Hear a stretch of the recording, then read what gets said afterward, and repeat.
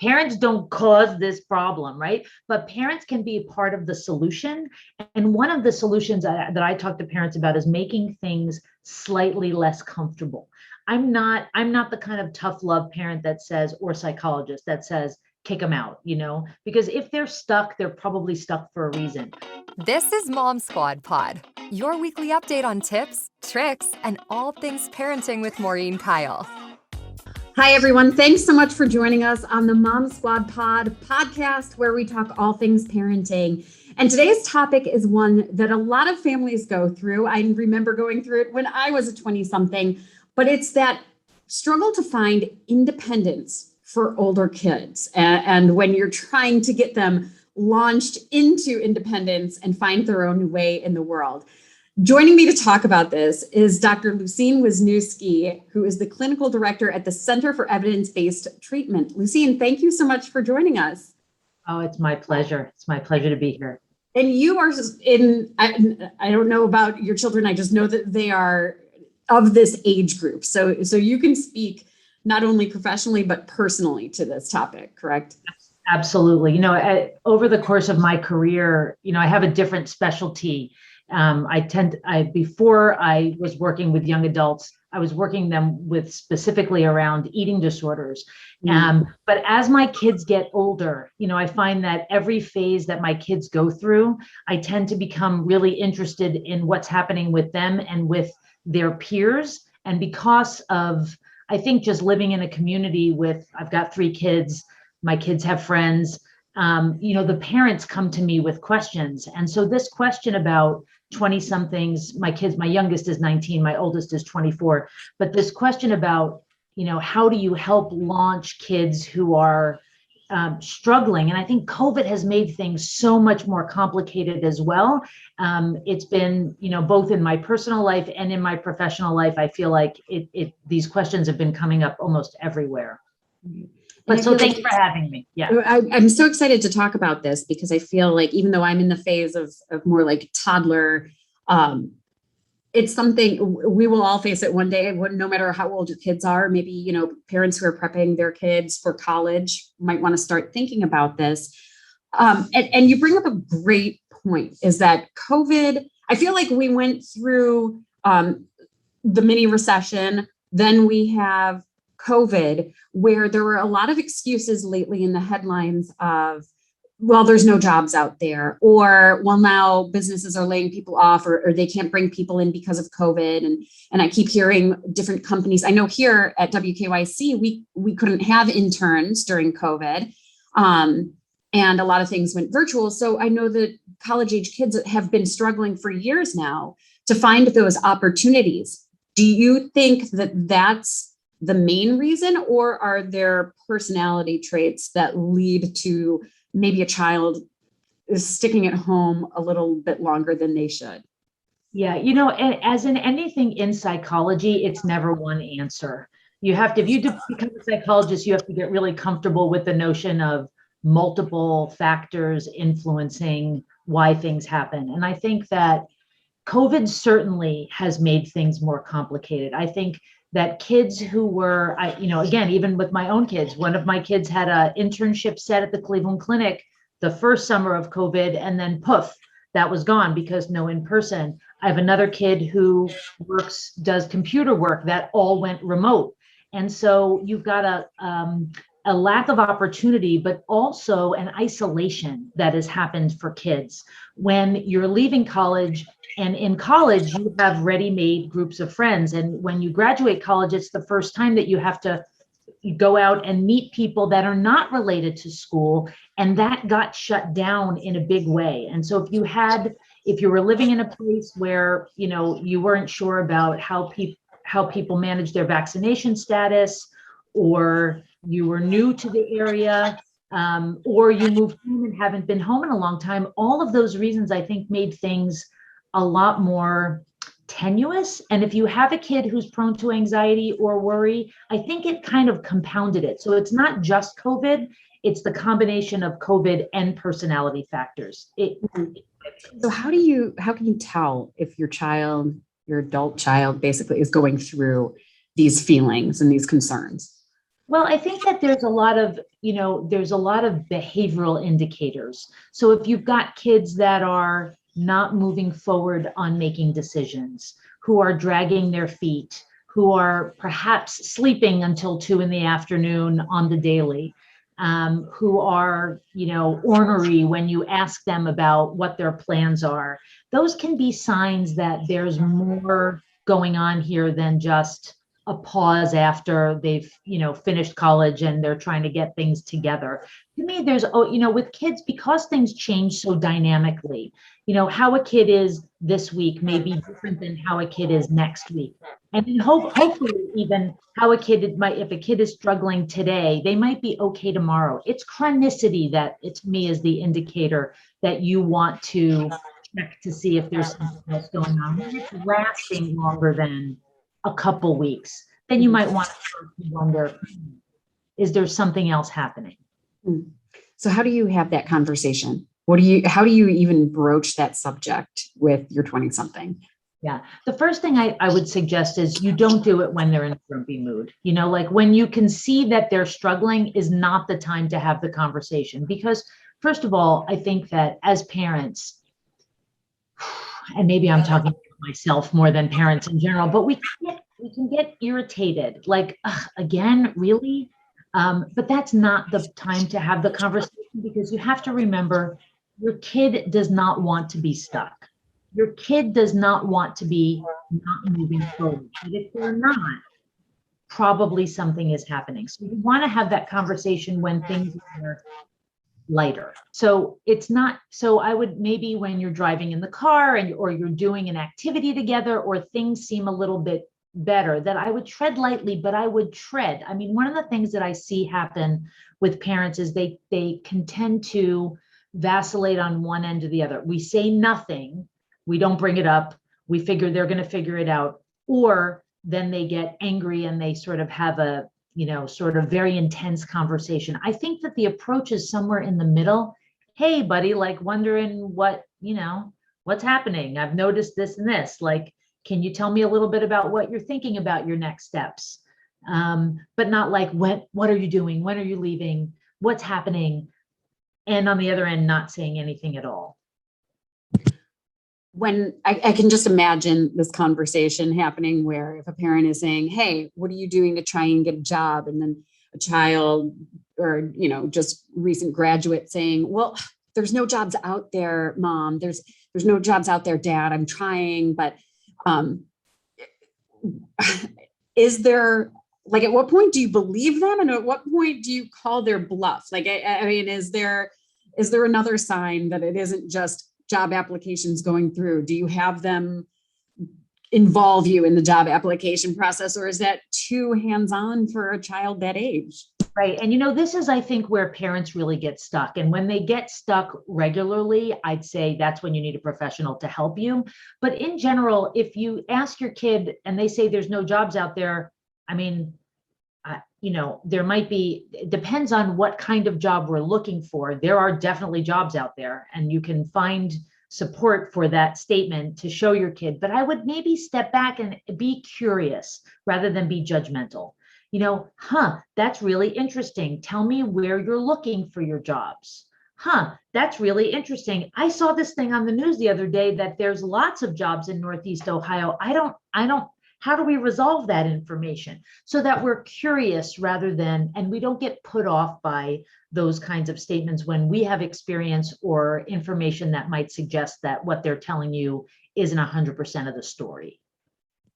How does this affect parents as you're struggling along with your child or going through these emotions with your child? How do parents kind of sense their own anxiety or their own struggles that they feel for their children?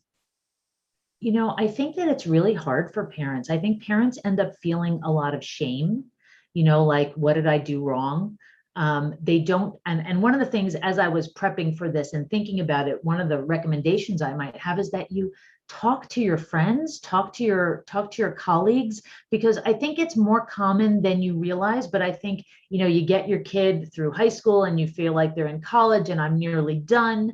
And then you find out, oof, they still need my help. And I think that parents can turn inward rather than turn towards support and conversation. And I think that if you can do that, that really can help you feel less isolated as a parent, because I don't really care how old your kid is, you're still a parent, they're still your child, and you'll probably still be feeling worried, concerned, um, sad about what their trajectory is if things are not quite going well enough. And I think that, parents still, unfortunately or fortunately, I think that, I was thinking about this also when I was a kid, so I'm in my 50s, when I was a kid, I don't know that parents did this. We weren't as close to our parents. We didn't talk to them as friends or as colleagues nearly as much. You were the kid and they were the parent. And there were pros and cons of that model. And I think we're closer with our kids, so we know more.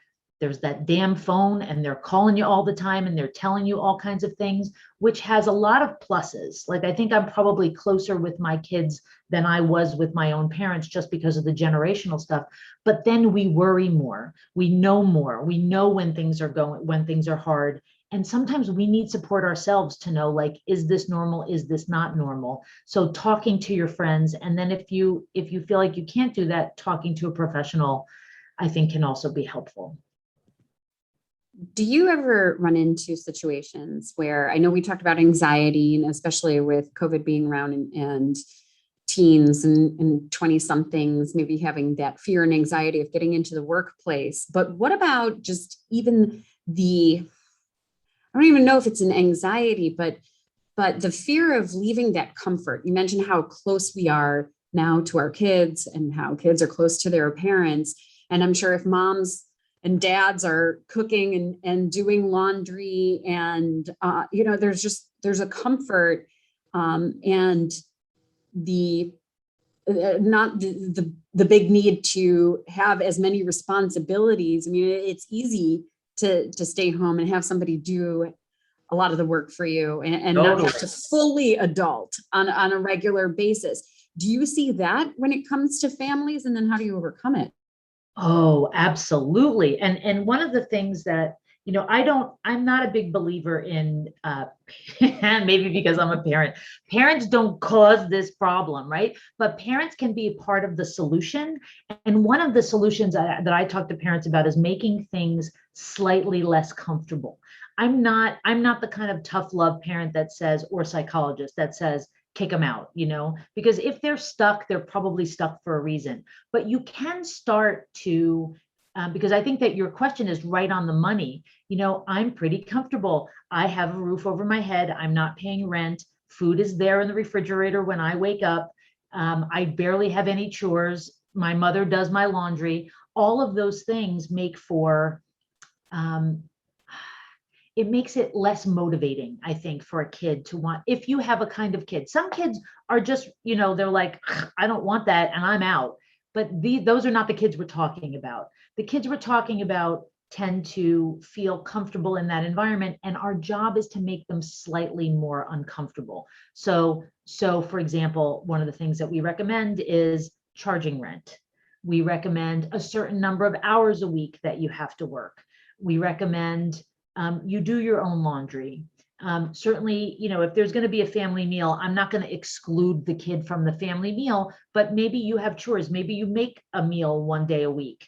Maybe you have responsibilities like you did when you were in high school, because guess what? If you're going to live in this family, that's how families work.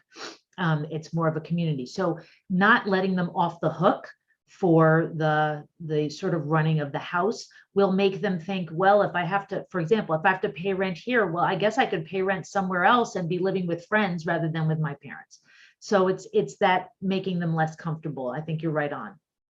So funny, because when I just was talking to my husband, telling him I'm about to do this podcast with you, and I said, we're talking about 20 somethings getting out of the house. He goes, well, charge them rent. But I think that's how he grew up. It was like, well, they start to have to pay. And I feel like there's a certain generation that's just a no brainer. Like, if you're going to live here, you gotta You got to pitch in. But let me say one other piece about that. Like I want to make sure that people understand that that's not a hard and true fact. Like I remember I talked to a parent recently who was saying, her husband really wanted her to charge her adult child rent and she didn't want to, partly because, and he was working. And so, because he was saving money to buy a house. So like, there are ways in which, so that they had to work that out. The husband and wife needed to work out how they were going to think about it with respect to that adult child who was living at home, but had a goal. I think that you have to remember that there are hairs to split here when you're making decisions like this. I didn't even think about that, where you have a couple, a mom and a dad, who might differ on opinion. What do you do if your opinion about how to handle the situation differs with the spouse, and then there seems to be a divide in the household and a child takes sides? I mean, how do you navigate that issue? Oh gosh, I mean, I think that's more that's more common than the exception. It is often the case if they get to me, right? Like, so if this is not like my kids' friends calling me up for advice. This is somebody who's coming to my office. It is more common than not that part of the problem is that parents aren't on the same page. Because when parents aren't on the same page, it's just the same as when it was your 3-year-old who said, mommy said I have to turn off the TV, and and then go to daddy and see if daddy will let me turn it back on. Those, because it's normal for kids to try to get their needs met and they want what they want. And so if mom says you have to pay rent, but dad says no, I'm going to go to dad and plead my case. So I'm not actually trying to say that I think that kids are manipulative, but they're just trying to get their needs met. And so if they know that they've got a friendly ear with one parent versus the other, they're going to go to that parent instead. So the job is, and my opinion doesn't matter, right? Like, my opinion is my opinion, and I'll give my opinion to the parents. But the important thing is that parents get on the same page. And it almost doesn't matter what that page is. Like in psychology, we'll say, in this kind of family therapy, we'll say, you don't have to just be on the same page. It has to be the same book, the same page, the same paragraph, down to the same word. Because when your kid is struggling, if you're not on the same word, that kid's either problems, or that kid will find they'll worm their way around until it splits you, and then the problem wins and you don't win. And so we really try to help parents get on the same page about how they want to manage these problems. And that is often a big part of the work. I know you said that there wasn't something that parents did wrong. They didn't cause their child to want to stay home, and this wasn't something that they did wrong in childhood. But is there something that parents can do in high school to lay the groundwork, the expectations, or talk to kids earlier on about, hey, I can only imagine that you get into that moment of happy graduation. Okay, now what are you going to do? Is that too late? Like, is there something that we can do when they're in high school? Totally. And this is something that I wish that I had understood more about, because I think about this, as I said to you when we were talking before we started, both as a psychologist, but also as a parent myself, and thinking about the cultural differences and the generational differences in how we raised our kids. I think that, again, I referenced our own parents, where it was, suck it up and get over it, or we left in the morning and we didn't come back at night, and our parents didn't know what was going on. And I think for some of us, in reaction to that, we've been very involved in our kids' lives. And I think that as I look back, there's actually more research coming out now. There's a psychologist by the name of Ellie Leibovitz, who's at Yale, who does a lot of research on accommodation. And so there are some kids with anxiety that parents end up accommodating for their anxiety, meaning well-meaning, loving, caring parents who have the best of intentions, who end up doing things to help the kid escape the thing that they're anxious about. So I don't want to talk to adults, the parent talks for them. I left my homework at home, the parent brings the homework in. Look, I did that stuff. And I think that as I watch the generation of children coming up, the other thing that I think that my generation didn't understand when we were raising our kids is the impact of the internet and the impact of having telephones. Because again, if I was doing something when I was in my 20s and I was struggling, if I was going to call my mother, I had to go stand in a payphone in a hallway with a bunch of other people listening, right? Like I could not just sit in my room and text her, or I couldn't call her, from any time I had a problem. And I think that what that has done is it has not allowed our kids to have that time where they struggle and figure things out on their own. And so this research by Ellie Leibovitz has really impacted me as I think about people who have kids your kids' age, or thinking about, sort of my own children. And some of the things that I think as parents we can do is wait 15 minutes to call our kid back.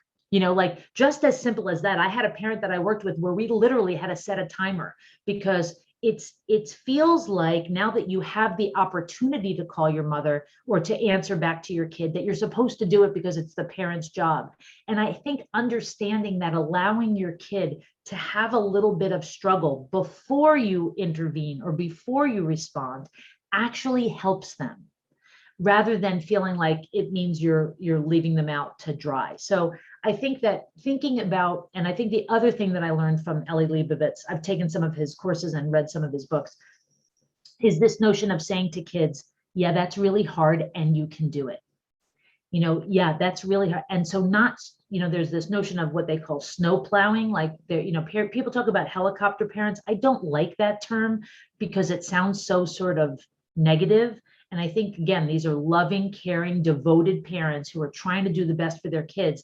But if you snowplow, if you get out in front of your kid, in Canada, they call it curling parents. So curling is that sport where they're on ice and there's somebody in the front sweeping to like clear the path so that the I don't even know what you call it, the stone can move more quickly. But if we're doing that for our kids when they're 5, 10, 15, like not allowing them to struggle, not allowing them to have opportunities to sort of figure things out on their own, of course, when they become 20 somethings, they're going to have a hard time.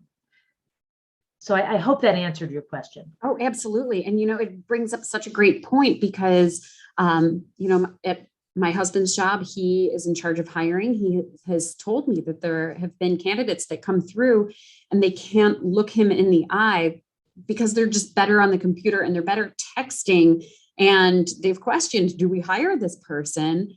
And then another point, my mom was a high school teacher. She said that they had to leave their cell phones at the door, and the kid started getting upset because he said, well, what if my mom tries to get a hold of me? And she said, why would your mom try and get a hold of you in the middle of art class? Yeah. And so to her, it didn't make any sense. Why are you worried about your mom getting a hold of you? She can call you later. So you bring up a great point where it's, as parents, we have to monitor that they are able to function in society, to be able to get these jobs and to fully become an adult with responsibilities and interact with other people in sales jobs, any job really. In general, I mean, you've brought up some great authors and some great resources. If parents feel like they're struggling or starting to see that struggle, where should they turn? Yeah. Well, I have two resources that I want to put out. One is Dr. Mark McConville, who is a psychologist here in Cleveland, recently wrote a book. Oh, dang, I had it. I must have been looking at it before. Here it is, wait.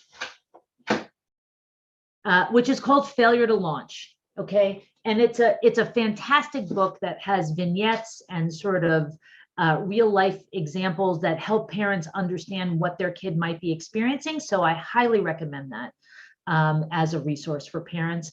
And then sort of finding someone who, if you really feel like you've tried some of the things that we've talked about and you really feel stuck, or you just need a consultation. I mean, sometimes I think parents are worried about going to see a therapist.